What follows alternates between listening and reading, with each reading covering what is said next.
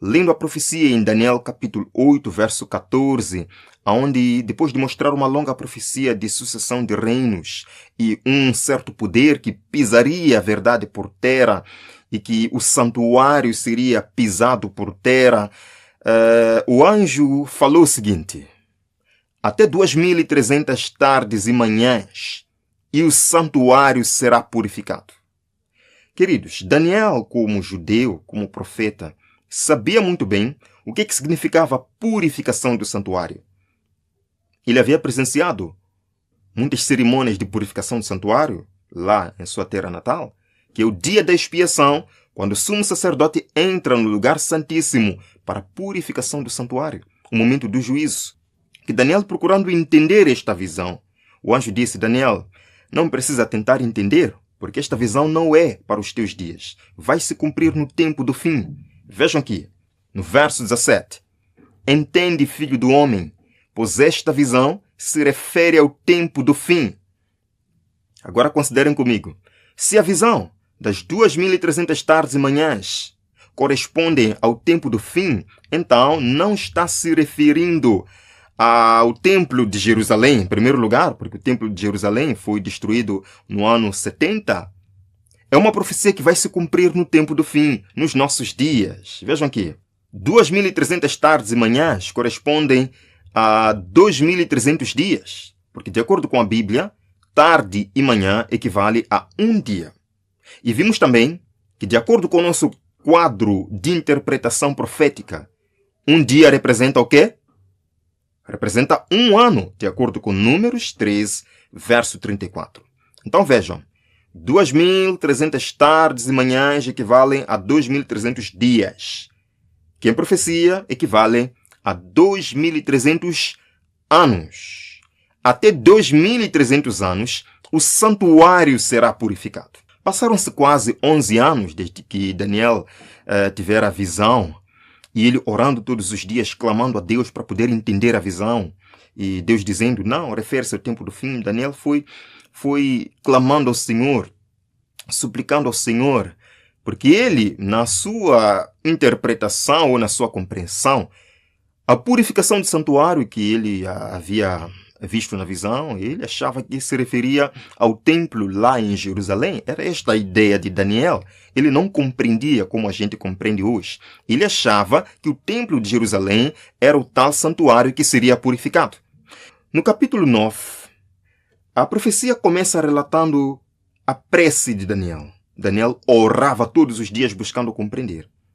E então Deus finalmente veio para ajudar o profeta a compreender estas coisas. Vejam aqui, Daniel 9, verso 21. Falava ainda na oração, quando o homem Gabriel, que eu havia observado na minha visão, veio rapidamente, voando, e me tocou à hora do sacrifício da tarde. O que este anjo vinha fazer? Ajudar Daniel a entender a visão. Vejam aqui no verso 23. O anjo disse: considera, pois, a coisa e entende a visão. Que visão? Que visão Daniel tinha que entender?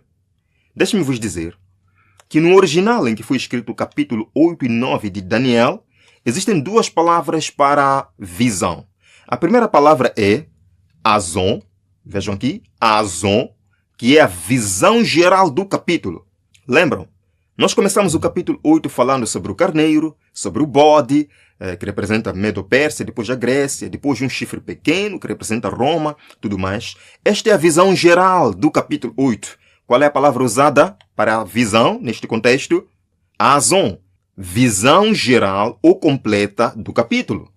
Mas existe a palavra maré, que é visão específica dentro do capítulo. Para nós entendermos qual é a profecia que o anjo Gabriel veio fazer Daniel entender, nós temos que ver no original qual é a palavra que ele usa quando diz: venho para fazer entender-te a visão. Que palavra que ele usou?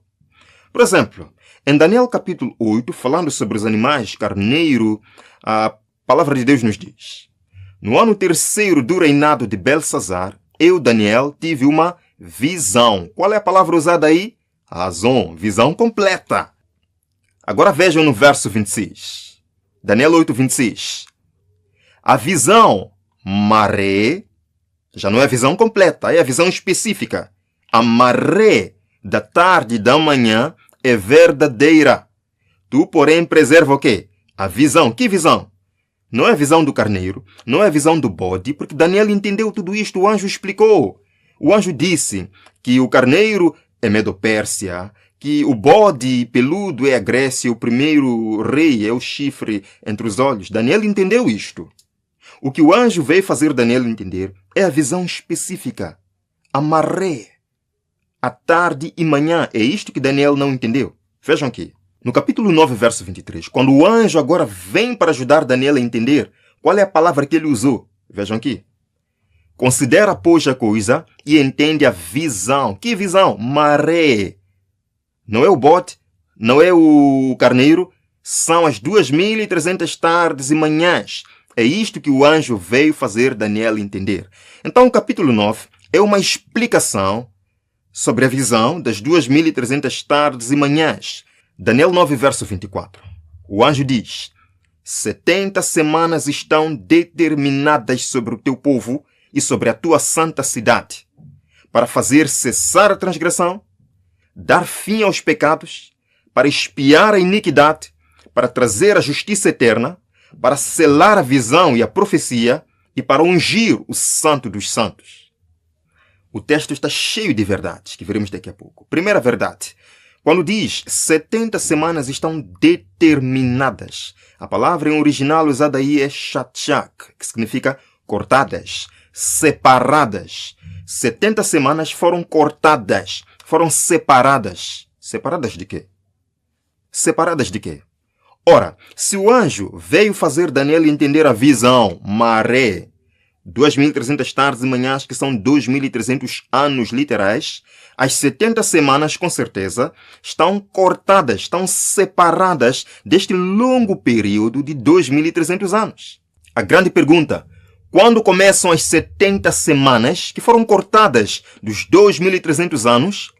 Talvez a pergunta que nós tínhamos que fazer primeiro é: o que é que significam 70 semanas em profecia? Uma semana tem quantos dias? 7 dias.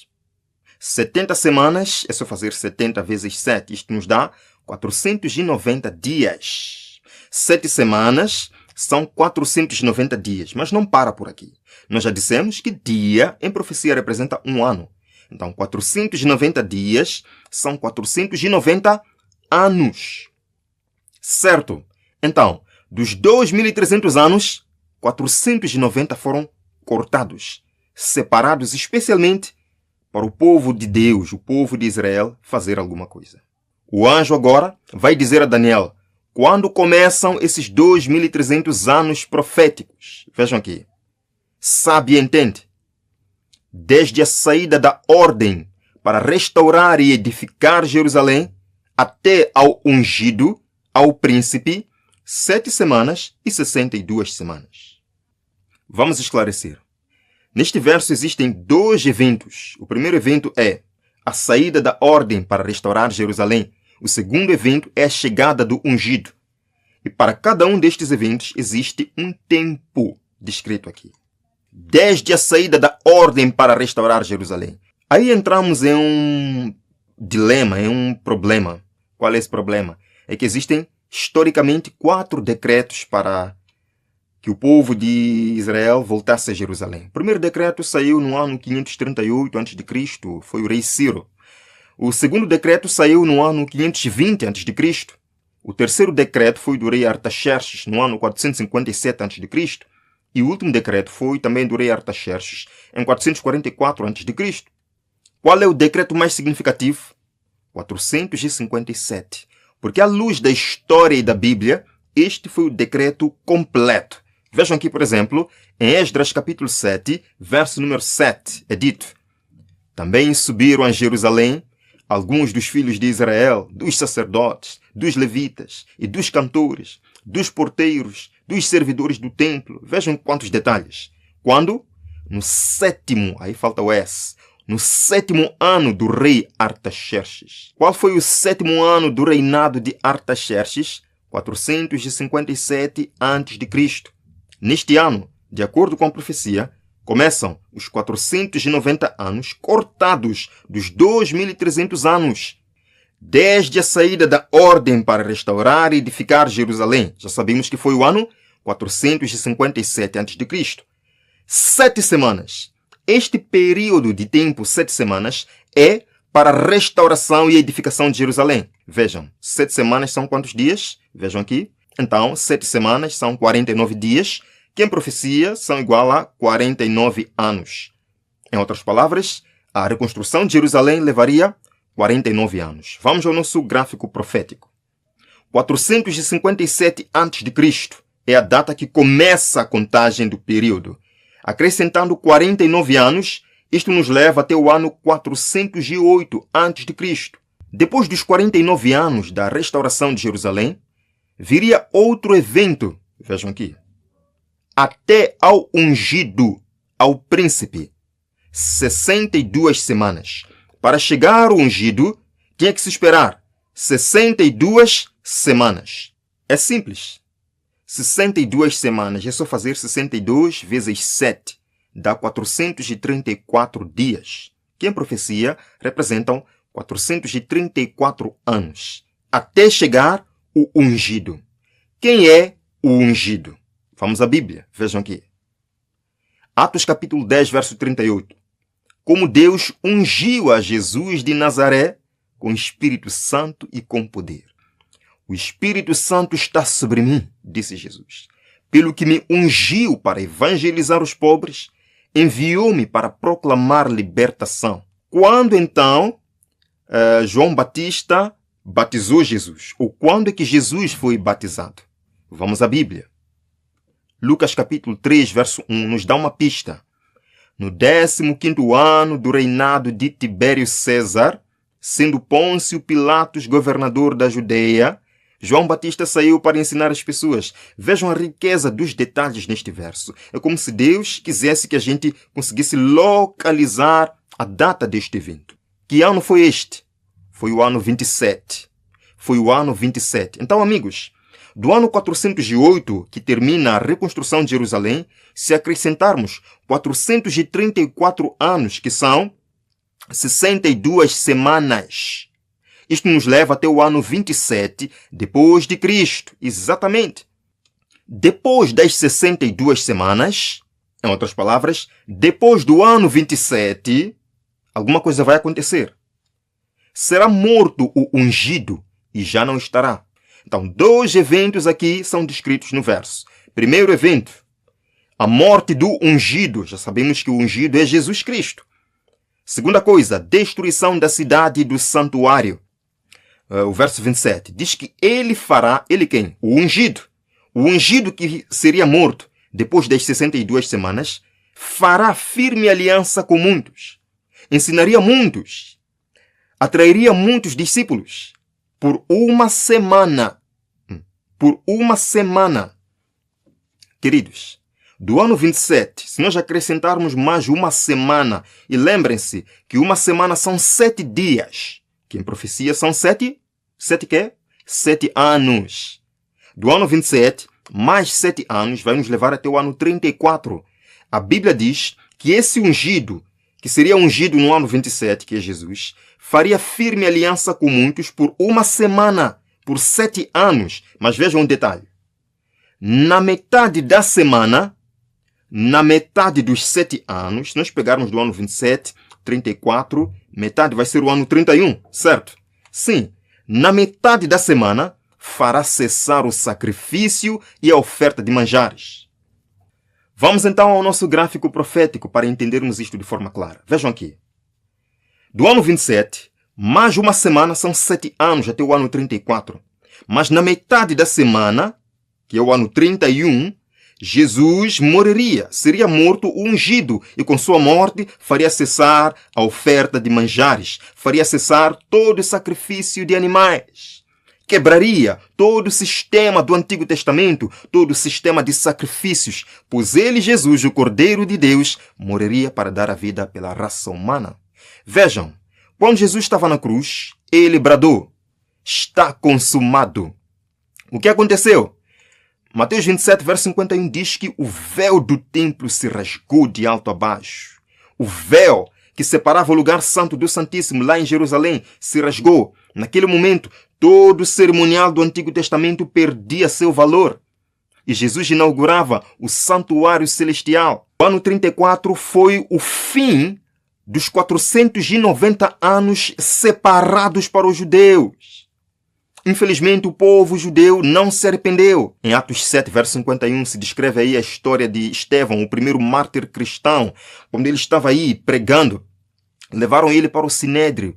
Ele fez um relato, vocês podem ver em Atos capítulo 7, ele faz um relato do povo de Deus desde Abraão, como Deus levantou Abraão, os patriarcas, como os levou para o Egito e os libertou com mão poderosa. Mas eles se esqueceram disto. Violaram o concerto de Deus e mataram o próprio Filho de Deus. Estevão foi apedrejado. Estevão foi apedrejado. Jerusalém, Jerusalém, que matas os profetas e apedrejas os que te são enviados. Queridos, do ano 34, em que se acabaram as 70 semanas, mas não se acabaram o quê? As 2.300 tardes e manhãs, os 2.300 anos do ano 34, para atingirmos 2.300 anos, que é a visão toda, a visão completa, faltariam mais 1.810 anos. Vejam aqui, se nós somarmos do ano 34, mais 1.810 anos, nos leva até o ano 1844. Apocalipse capítulo 10, versos 8 e 9. Escutem muito bem o que a palavra de Deus diz aqui. Versos 8 e 9, assim diz: a voz que ouvi, vinda do céu, estava de novo falando comigo e dizendo: vai e toma o livro que se acha aberto na mão do anjo em pé sobre o mar e sobre a terra. Agora vejam João. Fui, pois, ao anjo, dizendo-lhe que me desse o livrinho. Ele então me falou: toma-o e devora-o. Certamente ele será amargo ao teu estômago, mas na boca doce como mel. A profecia estava prevendo o momento em que o livro selado de Daniel começaria a ser aberto e amplamente estudado. E o apóstolo João estava representando aqui esse povo do tempo do fim, tempo em que as profecias seriam estudadas com muito interesse entre o povo de Deus. Queridos, muitos progressos foram vistos na compreensão, no estudo das profecias. Por exemplo, irmãos, tenho aqui alguns exemplos. Por exemplo, em 1806, a publicação da dissertação de Faber sobre as profecias. Em 1831, Guilherme Miller começou a pregar a mensagem do advento. Em 1838, a publicação de Josias Litch sobre o clamor da meia-noite. Em 1840, houve a primeira Conferência Geral dos Crentes Adventistas Milleritas, em Boston. Em 1842, a publicação de Josué Himes, O Clamor da Meia-Noite. Irmãos, de fato, o livro de Daniel, que antes estava selado, a partir de 1798, o começo do tempo do fim, quando o povo de Deus foi liberto da perseguição de 1260 anos, a profecia começou a ser estudada e compreendida. E de acordo com Apocalipse capítulo 10, verso 10, o povo do tempo do fim, representado por João na visão, devoraria o livro profético. Devoraria, comeria, seria doce como mel. Foi isto que aconteceu, irmãos. Eram dadas palestras sobre profecia, pregações sobre profecia. Eram publicadas revistas sobre profecia. E em meio a todos estes progressos notáveis do Evangelho no mundo, a própria profecia, irmãos, previa um grande desapontamento, uma grande decepção entre aqueles que aguardavam o retorno de Cristo por volta de 1840. Vejam aqui, isto é profético. Apocalipse capítulo 10, verso número 10. Tomei o livrinho da mão do anjo e o devorei, e na boca era doce como mel. Quando, porém, o comi, o meu estômago ficou amargo. A mensagem sobre a volta de Cristo em 1844 era doce como mel. Milhões de pessoas venderam as suas propriedades para apoiar o progresso do Evangelho. Milhares de pessoas convertidas num só dia. E, sim, a mensagem era doce como mel. No livro Cristo Triunfante, tem uma passagem aqui muito interessante. No livro Cristo Triunfante, Ellen White nos conta um pouco dessa poderosa experiência dos nossos irmãos. Lemos juntos, irmãos. É dito: com inexprimível desejo, os que haviam recebido a mensagem aguardavam a vinda do Salvador. O tempo em que esperavam encontrar-se com ele estava às portas. Com calma e solenidade viam aproximar-se a hora. Permaneciam em doce comunhão com Deus, como que antegozando a paz que desfrutariam no glorioso futuro. Vejam só, irmãos. Pessoa alguma que haja experimentado esta confiante esperança poderá esquecer-se daquelas preciosas horas de expectativa. Algumas semanas antes do tempo, as ocupações seculares foram em sua maior parte postas de lado, como se estivessem no leito de morte e devessem dentro de poucas horas cerrar os olhos às cenas terrestres. Os crentes sinceros examinavam cuidadosamente todos os pensamentos e emoções de seu coração. Queridos, continua. Não houve confissão de vestes para a ascensão. Todos sentiam, porém, a necessidade de evidência íntima de que estavam preparados para encontrar-se com o Salvador. Amém. Suas vestes brancas eram a pureza da alma, o caráter purificado do pecado pelo sangue expiatório de Jesus Cristo.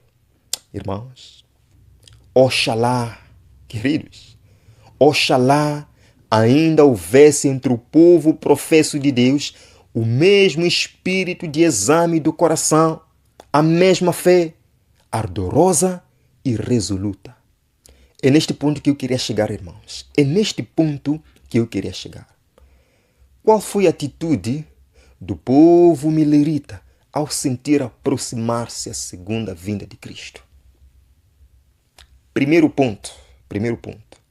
Permaneciam em doce comunhão com Deus. Queridos, glória a Deus que Ele não nos falou o dia e a hora. Glória a Deus ainda porque Ele deixou sinais que mostram a sua proximidade. Glória a Deus ainda mais porque Ele disse que quando virem estas coisas acontecer, saibam que está às portas. E a pergunta para o crente do século XXI é esta: estamos vendo ou não os sinais da vinda de Cristo? Estamos vendo ou não os sinais da vinda de Cristo? Contudo, estamos nos preparando? Queridos, uma doce comunhão com Deus é o que nós precisamos para receber Cristo de braços abertos. Você tem uma doce comunhão como o povo milerita? Você tem uma doce comunhão? Ou vive correndo de um lado para o outro? Segundo aspecto, as ocupações seculares foram em sua maior parte deixadas de lado. E agora deixe-me esclarecer antes de alguém falar. Eu não quero aqui incentivar preguiça, porque o trabalho é bíblico. Mas temos que admitir, irmãos, nós temos que admitir que muitas vezes nós colocamos nossas ocupações seculares, nossas ocupações diárias acima do nosso preparo para a eternidade. E o povo milerita deixou de lado suas ocupações diárias para se consagrar para a vinda de Cristo. Queridos, eu sempre costumo dizer que você pode entrar no céu sendo pobre. Pode entrar no céu sem ter luxo, mas nunca entrará no céu sem comunhão íntima com Jesus. Quais são as tuas prioridades? Terceiro aspecto, do povo milerita, que Ellen White diz Oxalá. Eles viviam como se estivessem quase a fechar os olhos às cenas do mundo. Em outras palavras, irmãos, eles não estavam iludidos com o mundo. Deixe-me dizer, irmão, sonhar em ter uma casa linda, confortável, ter um carro lindo, maravilhoso, ter uma empresa, ter uma conta bancária bem recheada, isso não é problema. Tudo isso é maravilhoso. Deus quer que nós tenhamos coisas boas. Mas eu e você temos que admitir que o mundo nos fascina, que o mundo está nos fascinando. As coisas do mundo estão nos iludindo, irmãos. Provérbios capítulo 30. Provérbios capítulo 30, versos 7 e 9. Versos 7 a 9. Eu gosto muito deste texto.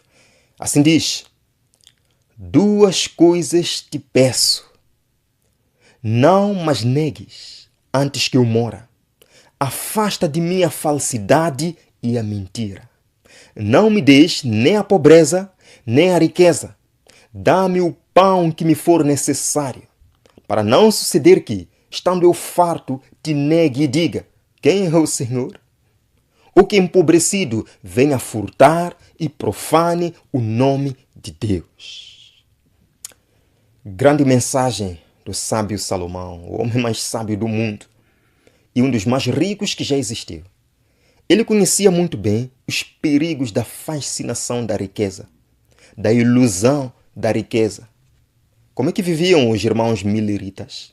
Como se estivessem prestes a fechar os olhos para as cenas terrestres. Muitos adiam no seu coração. Estou falando para nós hoje. Muitos adiam no seu coração a volta de Jesus. Não querem que Jesus volte, porque estão fascinados com o mundo. Não querem fechar os olhos às cenas do mundo. E quando aparece alguém, quando aparece um pregador falando sobre os eventos finais, sobre o decreto dominical, essas pessoas não querem ouvir. Essas pessoas são alarmistas. Por quê? Porque estamos fascinados com o mundo. Ainda não fechamos os olhos às coisas do mundo. Porque achamos que profecia vem para frustrar as nossas ambições terrenas. Quarto aspecto dos nossos irmãos mileritas. Eles examinavam cuidadosamente todos os pensamentos e emoções de seu coração. Queridos, este é tempo de exame de coração. Nós estamos vivendo o dia da expiação. Lembram como é que era o dia da expiação lá no antigo Israel? Eles não ficavam nesse dia jogando game. Eles não ficavam nesse dia assistindo novela, conversas frívolas. Exame de coração, irmãos. Estamos em paz com Deus? Quinto aspecto dos nossos irmãos mileritas. Não houve confissão de vestes para a ascensão. E agora eu quero falar uma coisa que talvez o deixe triste, mas não importa. Eu estou aqui para falar a verdade de Deus. Nós sabemos, irmãos, que o fim se aproxima. Sabemos ou não sabemos que o fim se aproxima? E embora não seja mal construir uma mansão, uma casa dos sonhos, embora não seja mal construir anfiteatros, grandes templos, comprar mais e mais caros, às vezes fica parecendo que nós iremos levar essas coisas para o céu. Às vezes fica parecendo que nós vamos levar esses templos magníficos, esses edifícios magníficos para a eternidade. Muitas vezes usamos dinheiro que deveria ser gasto na pregação do Evangelho para financiar mais edifícios, construções, carros luxuosos, programas maravilhosos. Sexto aspecto dos nossos irmãos mileritas. Eles sentiam a necessidade de uma evidência íntima de que estavam preparados para encontrar-se com o Salvador. Olhe para si mesmo, irmão. Olhe para si bem no fundo do coração. Olhe para si mesmo. Você acha mesmo que está preparado para encontrar-se com o Salvador? Este é o tempo para você refletir nisto. Queridos, Ellen White diz: Oxalá ainda houvesse entre o povo professo de Deus o mesmo espírito de exame do coração. Oxalá que ainda existisse a mesma fé ardorosa e resoluta. Oxalá. Nós vivemos na mais escura hora, irmãos. Os nossos pioneiros começaram. Nós temos que terminar esta missão. O livro era doce como mel. Apocalipse. O livro era doce como mel, mas no estômago ficou amargo. A decepção foi grande, mas valeu a pena. Não era o fim, era o começo de mais uma jornada que nos levará ao fim agora. Que nos levará ao fim. Não haverá outro desapontamento. Nos levará ao fim. Apocalipse 10, verso 10, lemos: Então me disse: é necessário que ainda profetizes a respeito de muitos povos, nações, línguas e reis. Esta é a missão da Igreja Adventista do Sétimo Dia. É necessário que ainda profetizes. Profetize de novo. Infelizmente, muitos querem transformar a identidade profética e a missão desta igreja. Muitos querem abandonar isso. Mas a missão desta igreja é pregar a profecia, irmãos. É pregar a profecia, preparando o mundo para a segunda vinda de Cristo. Mas como é que nós podemos preparar um mundo para a segunda vinda de Cristo se não vivemos essa mensagem? Se nem fomos impactados por ela e se nem nos identificamos com a mensagem? Muitos querem transformar esta igreja em um clube de dança. Muitos querem transformar esta igreja em um palco de show de celebridades musicais. A missão desta igreja é de pregar a profecia, irmãos. Meus irmãos, o relógio está correndo. Esse é o nosso tempo de brilhar. É nosso tempo de brilhar por Jesus Cristo. Deixe-me dizer, com ou sem a tua ajuda, Deus vai terminar a missão para esta igreja. Deus prometeu um reavivamento da primitiva piedade para esta igreja. Deus promete uma chuva seródia para esta igreja. Mas essa chuva seródia não vai cair sobre aqueles que não se interessam.